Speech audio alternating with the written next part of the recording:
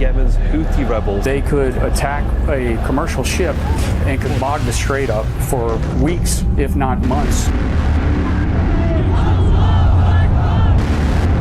There is a part of the world that everyone is keeping an eye on right now. The joint military strikes were in response to nearly 2 months of attacks by the Iran-backed Houthi movement on cargo ships in the Red Sea. It is becoming more and more important for the global rivalries and tensions that are heating up on our globe right now. It is this choke point in the Red Sea.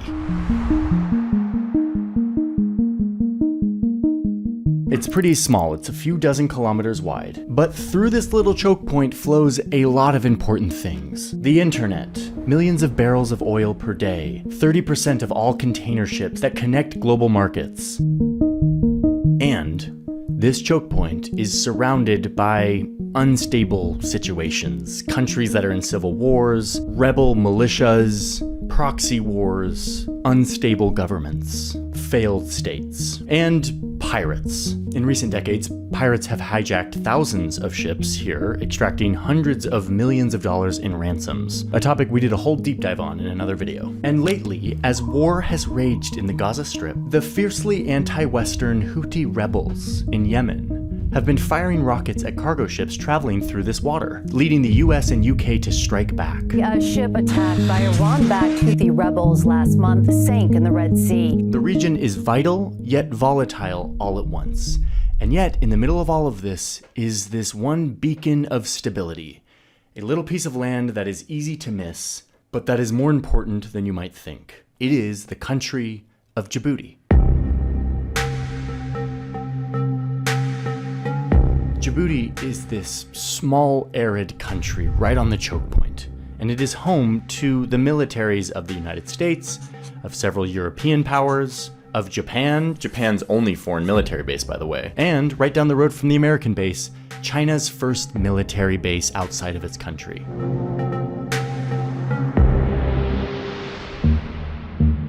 Qatar has peacekeepers here, the United Arab Emirates ran the biggest port, Eritrea seized some of its territory recently, and Ethiopia, one of the largest countries in Africa, runs almost all of its trade through Djibouti. Ethiopia is landlocked and this is their gateway to the world. It's a lot. Djibouti is a lot. There's a lot going on in Djibouti, which is why today we are talking about this place. I want to explore why so many powers want to be here. Why everyone is converging on this little tiny patch of land the size of New Jersey. And I want to ask if little Djibouti, one of the poorest countries in the world, can balance all these rival powers against each other without falling victim to them. 10 to 15% of global trade moves through the Red Sea. We will not hesitate to defend lives and the free flow of commerce. I'm going to pause really quick. I'm actually excited about today's sponsor because it's a tool that I have wanted to exist for a long time, and now it exists. As many of you have told me in the comments, we live in a world where it's really hard to trust media and news. There's so many different news outlets, and more news outlets have a political bias. It used to not be like this, but now it is, and social media makes it worse. And so what are we to do, those of us who want factual reporting from around the world?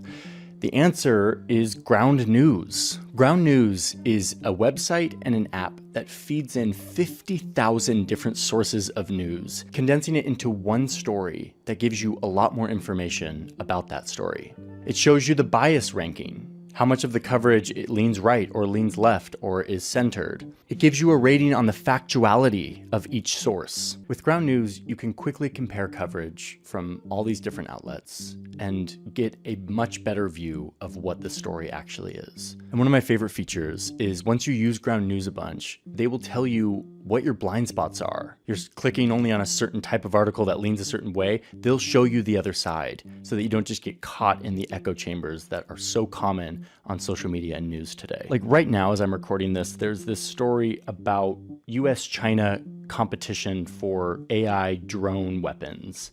I can click into it and see coverage from a bunch of different sources, read their headlines, see the different bias ratings, and just at a glance get a full view of how this story is being covered. This exists for all of the major news stories happening right now. So if you're somebody who values critical thinking and unbiased news coverage, this is probably a tool for you. Ground News is giving the viewers of my channel 40% off the Vantage plan, which gives you access to all of these features. There's a link in my description, and when you click that link, it helps support the channel, but it also gets you 40% off the Vantage plan, which gives you access to all of these features. I like Ground News. I'm so glad it exists, and I hope they keep sponsoring the channel because I would love to continue to get the word out that more balanced news consumption does exist. So thank you, Ground News, for sponsoring today's video. Let's dive back into the story of Djibouti. This little choke point is called the Bab al-Mandeb, or Gate of Tears. It used to be nothing but a recipe for shipwrecks. It was known mostly for strong winds, unpredictable cross currents, and shallow reefs that made navigating it dangerous. And it wasn't very valuable because if you go through it, you just end up in the Red Sea, which was a dead end for most of history. That is, until a French company miraculously cut a canal through this part of Egypt and changed the world forever, nearly halving the time that it would take for Europeans to get to Asia, where they were all racing each other to conquer, colonize, and bring back unfathomable wealth to their countries.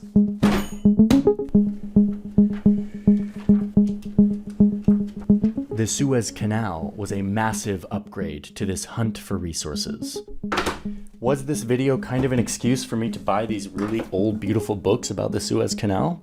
Yes, it was. For France, this engineering miracle called the Suez Canal was their chance to beat out their big rival, the British Empire, who was clearly winning the race, dominating the routes to Asia before Suez opened. The canal was supposed to change that. So now you have a new front in this race, a scramble for control over this new route to Asia. This windy little choke point was no longer just the Gate of Tears. It was an important bit of water, one of the most important on Earth, at least for the empires. They had to keep an eye on it. So the British take this little island right at the choke point. They put a lighthouse on it. They also take control of a port just south of the choke point. The Italians then show up and purchase this bit of coastline from local sultans, eventually taking over this whole stretch of coast called Eritrea. And the French would start fixating on this strip of sparsely populated coast right on the banks of the choke point, the land that would become Djibouti.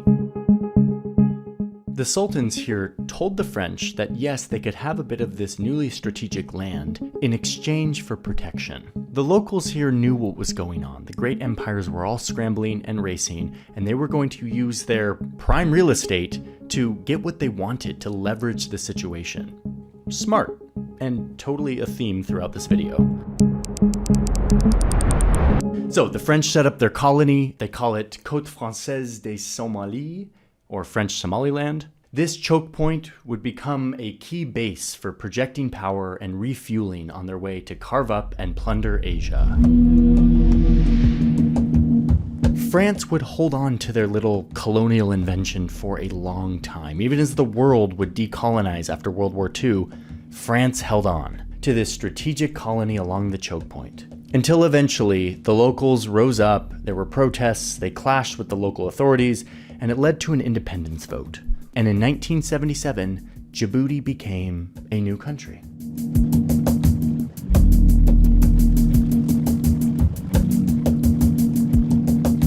Djibouti was independent, but they had a problem. In the words of some New York Times reporting from 1977, the tiny new nation had no army, less than 1 square mile of arable land, and no resources except for sand, salt, and 20,000 camels. Yeah, not good. So, once again, they made a deal with France. Djibouti wouldn't be France's anymore, but they would be allowed to retain a military base in the country in exchange for security and protection, as well as economic aid. But this didn't change the fact that Djibouti had very little natural resources or arable land. Their economy fell into a crippling depression.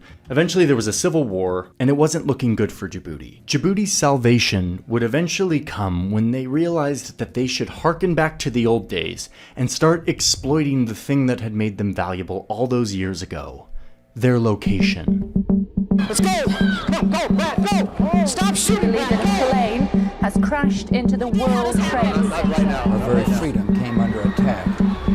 series of deliberate and deadly terrorist acts. 3 months after 9/11, the United States was about to come crashing into the Middle East in a new way, and they asked Djibouti if they could set up a base there. And Djibouti says yes. Suddenly, after the global war on terror, America realizes that it's one of the key locations.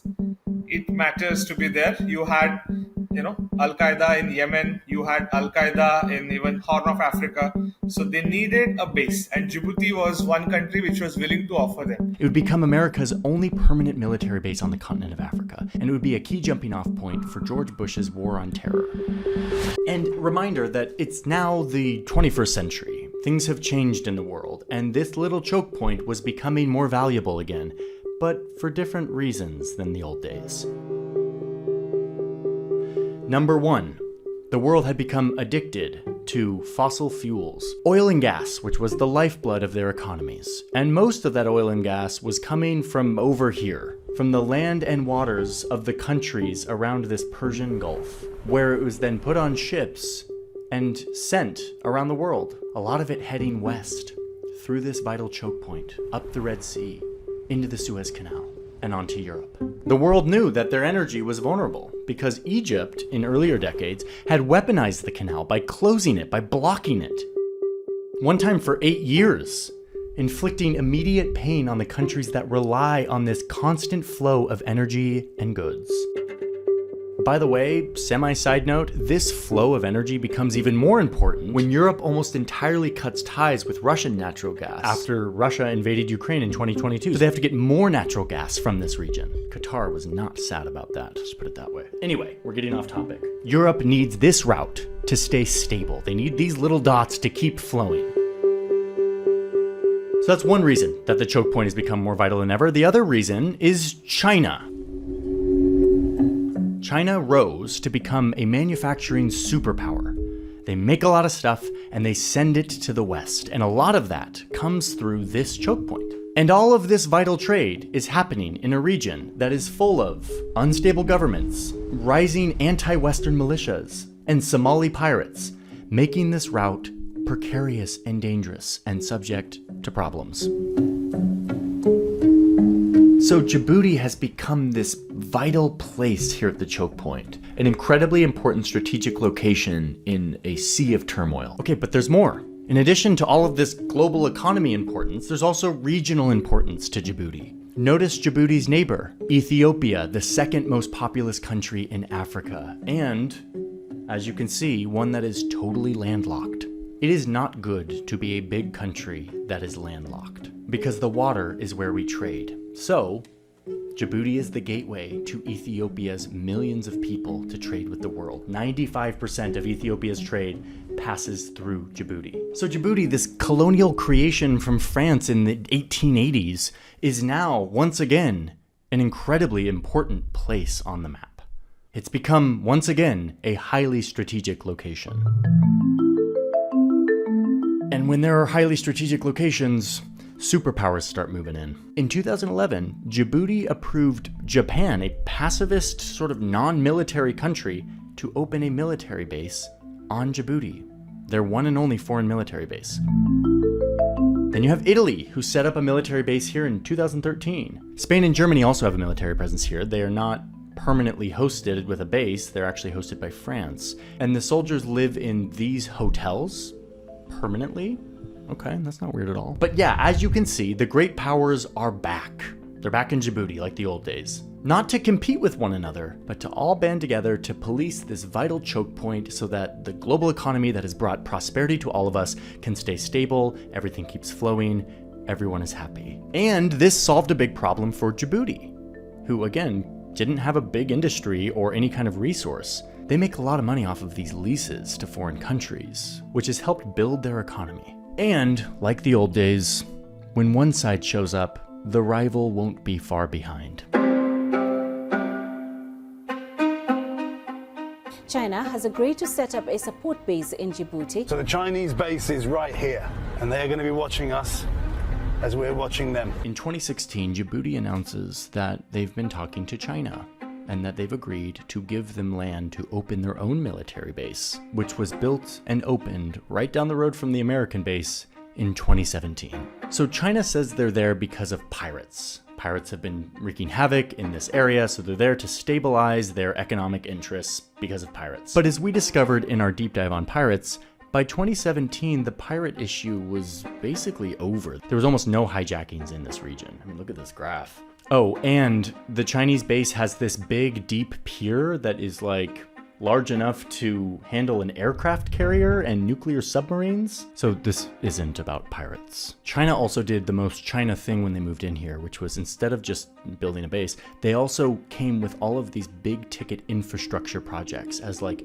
gifts to win the favor of the locals. We're talking railway, pipeline, port, all very expensive, all putting Djibouti into a lot of debt to China. They're doing this all over Africa, which we talk about in another deep dive video we did on the topic, mapping all of China's giant infrastructure projects in Africa and what that means. And a lot of shout outs to other videos today, huh? So Djibouti is now the only place on earth where the United States and China, these two rivals, have military bases right next to each other.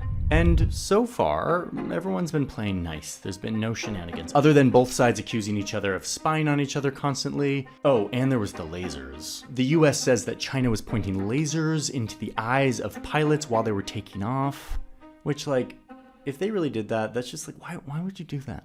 Like, why did you do that? Don't do that. Okay, but Djibouti doesn't let every country in.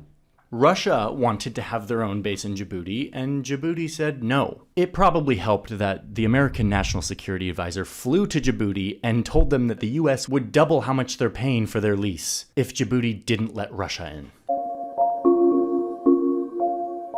Okay, but what about the people? Djibouti isn't just one big military base. There's almost 1 million people who live here. And their day-to-day probably consists of a lot of jet engine sounds. We got to talk to my old grad school professor, David Vying, who is an expert on US military bases and how they affect the locals. So what we were talking about is a foreign government, foreign military, occupying large swaths of land, fenced off, and hosting large amounts of weaponry, high-powered weaponry of many kinds. Que tu ne peux rien faire, que tu n'as pas la force nécessaire pour les dégager de ton territoire. Là, c'est un risque pour la souveraineté et pour le peuple. Because these bases are so close to like the big city, there have been accidents, especially with drones.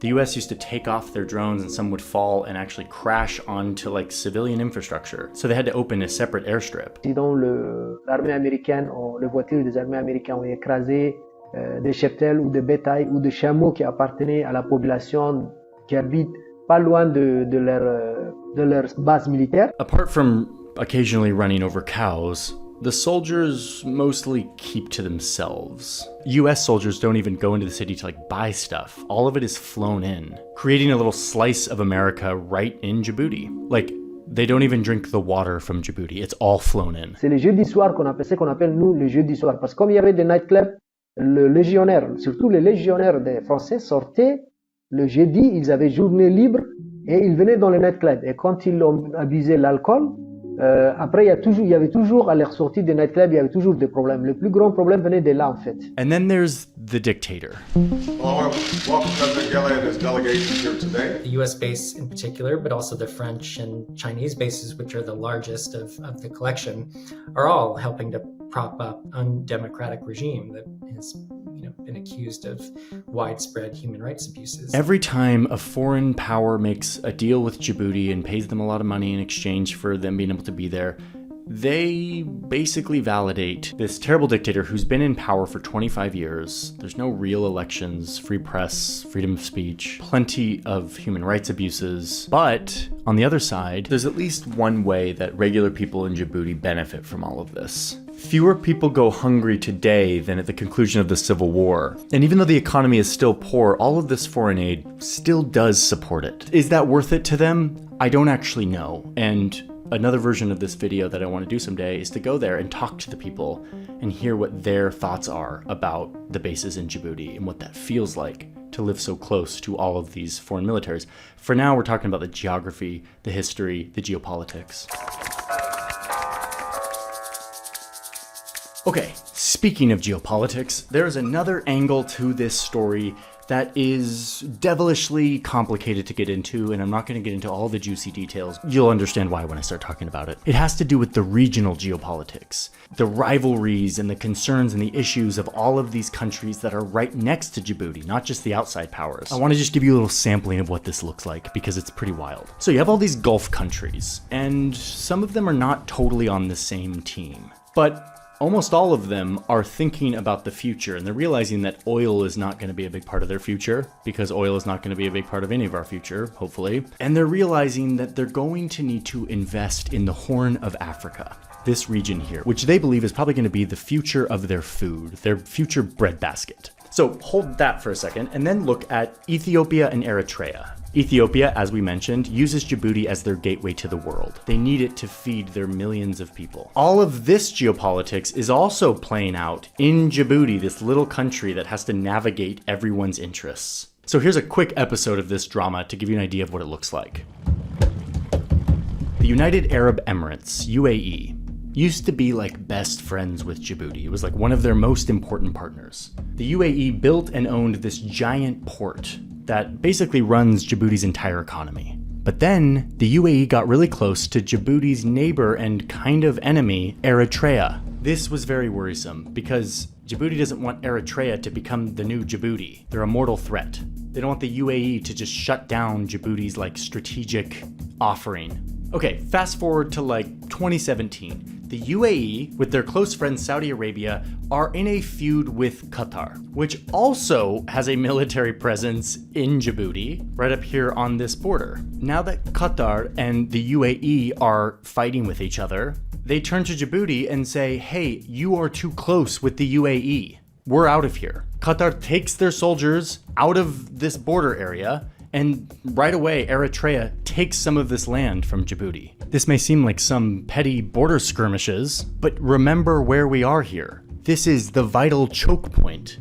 Bab al-Mandeb. Every inch of land matters. Every little conflict could be the spark that stops the global economy. And what this little flare-up shows us is how Djibouti finds itself in the center of conflicts between other countries that it kind of doesn't want to be in the middle of, but like has found itself in the middle of, because it hosts all of their militaries.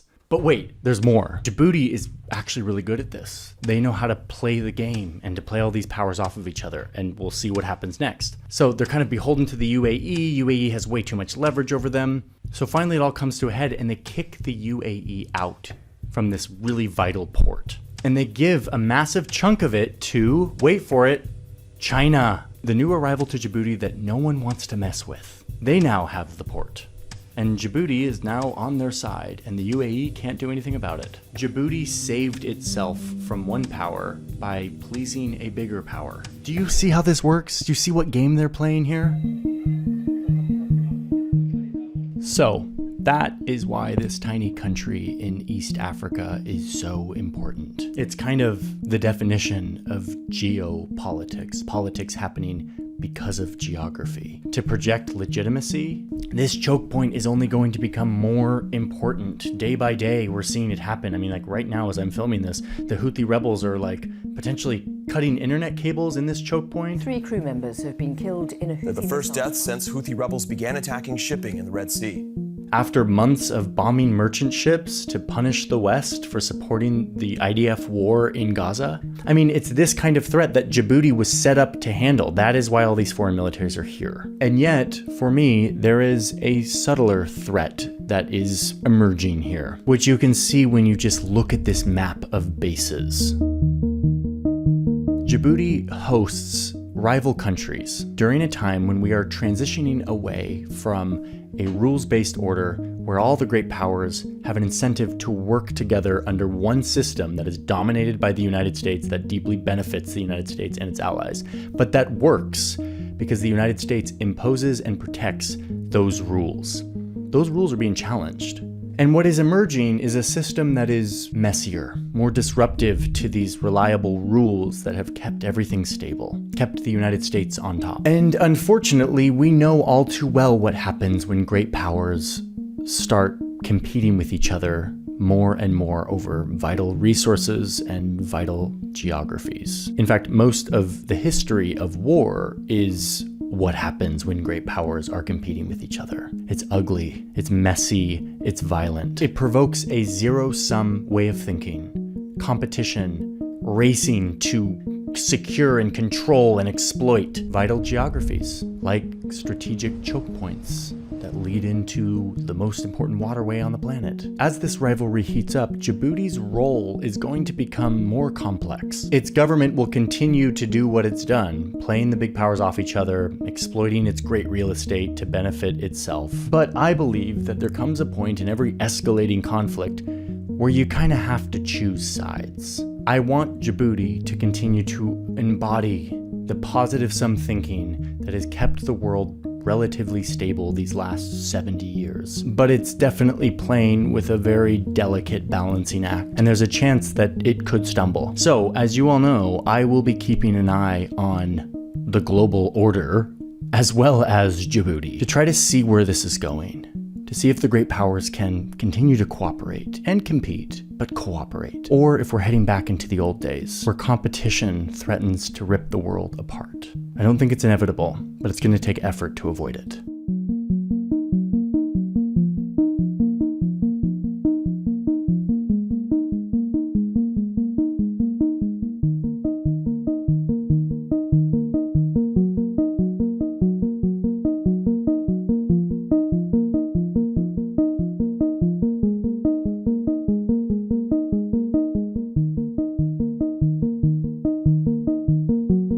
Hey, thanks for watching. And thanks to the New York Times for having the Times machine, which is every one of their newspapers ever digitized in nice high res, so I can read what the New York Times was reporting on in 1977.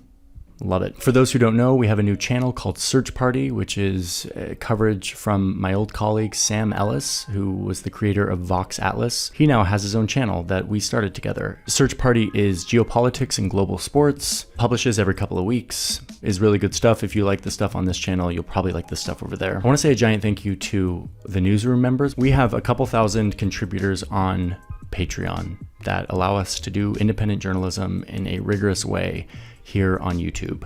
I'm very grateful to them, and for those who sign up, you get a behind the scenes vlog, which is a behind the scenes of how we make what we make on the channel. You get access to my scripts, and you get the warm fuzzy feeling of supporting independent journalism. I've got a pretty exciting project coming up that we've been working on since like August.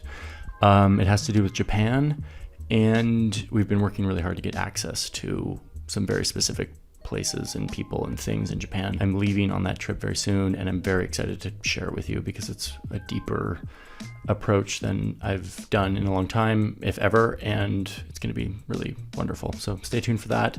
Subscribe if you are not subscribed and you want to watch more videos that we are making. We're trying to make better videos and different videos, continue to improve for all of you. So thank you for being here.